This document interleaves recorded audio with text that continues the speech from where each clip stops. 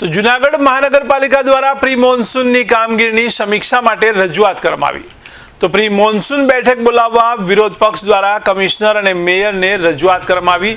ત્યારે ગત વર્ષે કાળવા વોકડાથી માંડીને ઝાંઝરડા, જોશીપુરા, દુર્વેશનગર, કાશી વિશ્વનાથ, રાયજીબાગ, ભવનાથ, સાંબલપુર, મુખ્ય રોડ વગેરે વિસ્તારોમાં લોકોના ઘરોમાં પાણી ભરાયા હતા।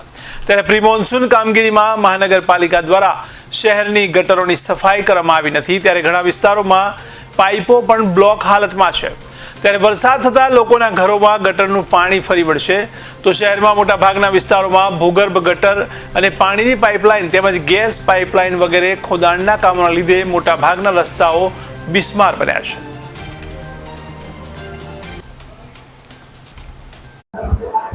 જૂનાગઢ મહાનગરપાલિકામાં હાલ પ્રી મોન્સૂનની કામગીરી ચાલુ છે તેવા દાવા કરવામાં આવે છે, પણ આપણે જોઈએ કે વાસ્તવિકતા આખી જુદી છે।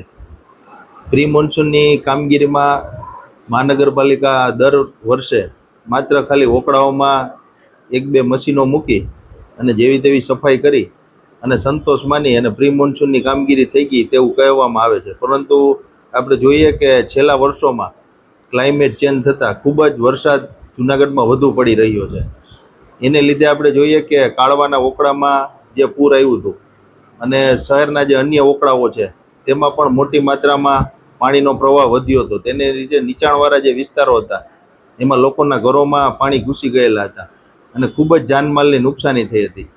લોકો એ વિચારી નહોતા શકતા કે ક્યાં જવું અને તંત્ર પાસે કોઈ એવા એક્શન પ્લાન નહોતા કે કોઈ કર્મચારી કે ફાયરનો સ્ટાફ અથવા કોઈ પણ તંત્રની સહાય ત્યાં પહોંચી શકે તેમ નહોતી।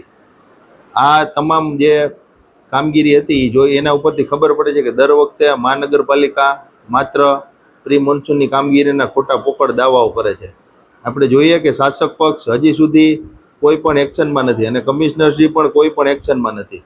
આપણે જોઈએ કે 29 થી 30 વોકડાઓ જૂનાગઢ શહેરમાં આવેલા છે, હજી સુધી એક પણ વોકડાની સફાઈની કામગીરી ચાલુ નથી થઈ। અને આપણે જોઈએ કે જે હોર્ડિંગ્સો છે શહેરમાં જુદી જુદી જગ્યાએ મુખ્ય રોડ ઉપર તથા સાઈડમાં જે હોર્ડિંગ્સો લગાડવામાં આવેલા છે, ગત વર્ષે પણ હોર્ડિંગ્સો પવનને લીધે નીચે રોડ ઉપર પડ્યા હતા। આવી રીતના જે છે એ જાનમાલની નુકસાની ન થાય તે માટે હોર્ડિંગ્સો તાત્કાલિક જે રોડ વચ્ચે મોટા પિલોર છે, સ્ટ્રીટ લાઇટના પોલ છે, એ તમામ સ્ટેબિલિટી એની ચેક કરી અને જે પડે એમ હોય અને નુકસાનકારક હોય એને તાત્કાલિક ઉતારવાની કામગીરી ચાલુ કરવી જોઈએ।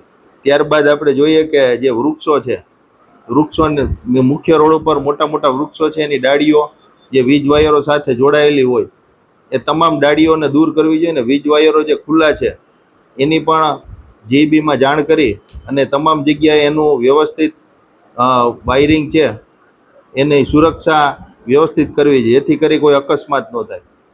આપણે જોઈએ કે ભૂગર્ભ ગટર, પાણીની લાઈન અને ગેસની પાઇપલાઇનો એને હિસાબે આખે બાજુ શહેરમાં ચારે બાજુ મુખ્ય રસ્તાઓ, શહેરીના તમામ સોસાયટીઓના રસ્તાઓ ખોદી નાખવામાં આવ્યા। એમાં આપણે મુખ્ય જોઈએ કે જોશીપુરા, ટીંબાવાડી, મધુરમ અને ઝાંઝરડા રોડ આવી અને મુખ્ય જે રસ્તા મજેવડી દરવાજાથી માંડી હાલ ગાંધી ચોક સુધી પણ રસ્તાઓ ખોદવામાં આવી રહ્યા છે। આ તમામ મુખ્ય રસ્તાઓ છે એનું કામ 1 મહિનામાં પૂર્ણ થાય એવું લાગતું નથી, જેને લીધે જૂનાગઢની જનતા ખૂબ જ મુશ્કેલીમાં મુકાવાની। ગત વર્ષે પણ લોકો રોડ ઉપર આંદોલનો કરવા પડ્યા હતા અને સ્કૂલના વાહનો, કચરાની ગાડીઓ તથા લોકો ચાલીને પણ ઘરે જઈ શકે નહીં એવું કાદવ કિચડનું સામ્રાજ્ય થઈ ગયું હતું। એથી અગાઉ જ આ બધું આયોજન કરી અને યુદ્ધના ધોરણે જે રસ્તાઓ બની શકે તેમ છે એ તમામ નવા બનાવવા જોઈએ અને જ્યાં બની શકે એમ નથી રોડ રસ્તાઓ ત્યાં મેટલિંગ કરી, રોલિંગ કરી અને લોકોને ચોમાસા દરમિયાન તકલીફ ન પડે એ પ્રમાણે વ્યવસ્થિત રસ્તાઓનું નવીનીકરણ કરવું જોઈએ।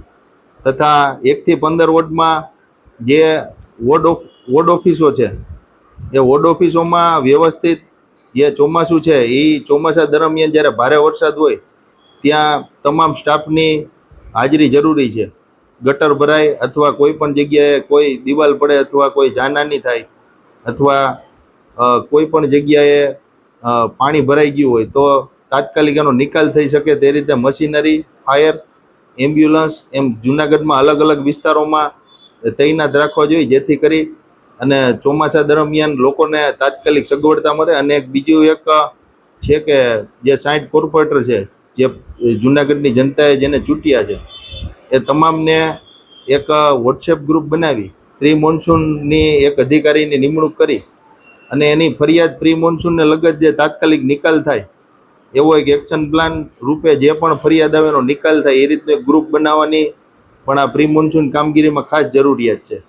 ત્યારબાદ જોઈએ કે જે આ એક જનરલ બોર્ડ એક પ્રી મોન્સૂનનું અગાઉ બોલાવી એવી મેયરશ્રી, સ્ટેન્ડિંગ ચેરમેન, ડેપ્યુટી મેયર અને કમિશનરશ્રીને રજૂઆત કરેલ છે કે તાત્કાલિક અસરથી એક પ્રી મોન્સૂન બોર્ડ બોલાવવામાં આવે, જેમાં તમામ બાબતો જે 60 કોર્પોરેટરો છે એ પોતાના વોર્ડ વિસ્તારમાં શું શું કામગીરી કઈ કરવાની છે, જે થઈ રહી છે, એ તમામની સમીક્ષા એક બેઠકમાં બધી એના નિર્ણય થાય અને અગાઉ શું આપણે આયોજન કરી શકીએ, લોકોને તકલીફ ના પડે એ બાબતે આગવું આયોજન કરવું ખૂબ જ જરૂરી છે, જેથી કરી ચોમાસા દરમિયાન લોકોને મોટા ભાગે રાહત રહે અને ગત વર્ષોની જેમ લોકોને મુશ્કેલીમાં મહાનગરપાલિકા તરફથી ના મુકાવવું પડે.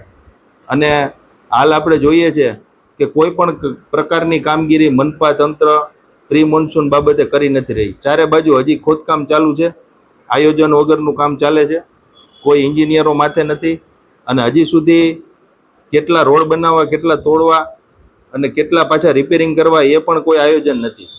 એટલે આ તમામ બાબતે તાત્કાલિક એક પ્રી મોન્સૂન બોર્ડ બોલાવી, બેઠક બોલાવી 60 કોર્પોરેટર તમામ લોકોએ જૂનાગઢની જનતાને ચોમાસા દરમિયાન તકલીફ ના પડે, મુશ્કેલીઓ ન સર્જાય, અકસ્માત ના સર્જાય, લોકોના ઘરોમાં પાણી ના ઘૂસે અને રાહત મળે એ રીતની કામગીરી કરવા માટે પ્રી મોન્સૂન બોર્ડની અમે માગણી કરેલ છે.